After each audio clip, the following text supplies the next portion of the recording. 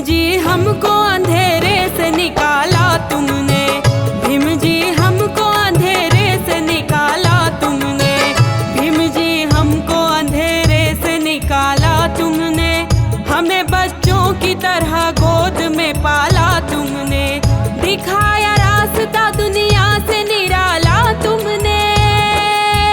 हमें दे करके बुद्ध नाम की माला तुमने,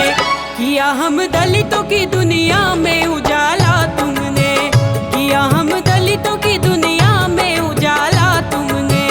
भीम जी हमको अंधेरे से निकाला तुमने, भीम जी हमको अंधेरे से निकाला तुमने।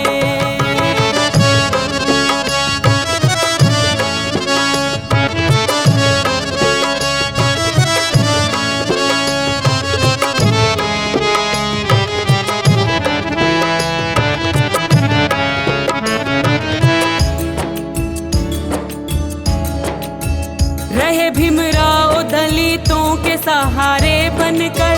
पिता का प्यार दिया बाबा हमारे बनकर,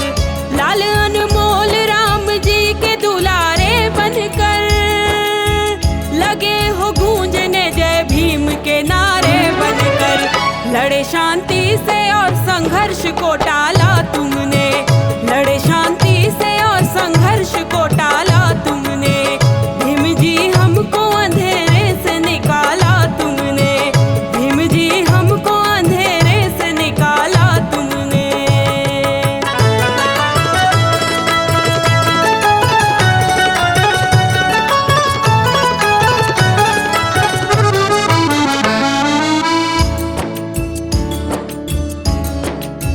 न जाने कब तक हम पत्थर के पुजारी रहते,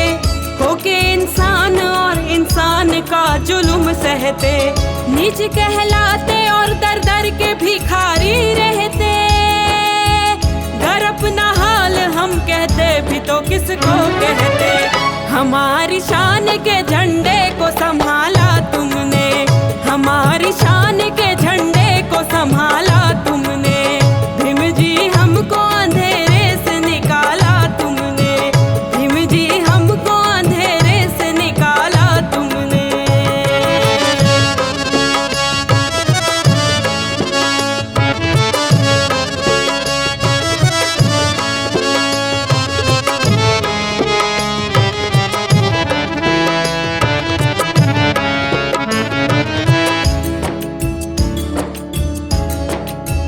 बुद्ध चरणों में नई जिंदगी हमने पाई,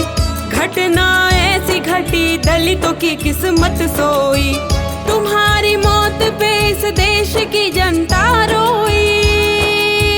तुमको क्या खोया हमने माता की ममता खोई, सदा सबको पिलाया प्रेम का प्याला तुमने,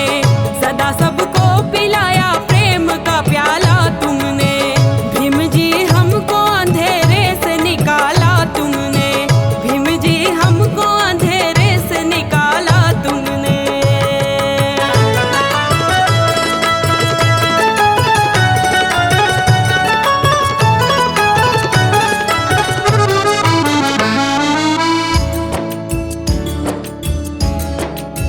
हम तो सोए थे भला कौन जगाता हमको,